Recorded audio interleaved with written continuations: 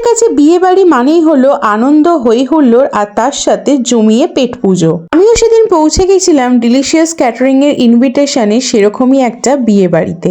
নিয়ে সোজা স্টার্টারে ঝাঁপ মেরেছিলাম। ছিল হরিয়ালি কাবাব আর তার সাথে রেশমি কাবাব। বেশ ডিলিশিয়াস কিছু স্টার্টার খেয়ে কফিতে 1 কাপ চুমুক দিয়ে নিয়ে নিলাম বেবি কর্ন আর তার সাথে ফিশ বল। ঈদের সন্ধেবেলা গরমা গরম স্টার্টার গুলো পেয়ে আমার মন তো বেজায় খুশি হয়ে উঠলো। স্টার্টারের পর্ব শেষ করে পৌঁছে গেলাম মেন কোর্সে। স্যালাডেরও অনেক ভ্যারাইটিস ছিল।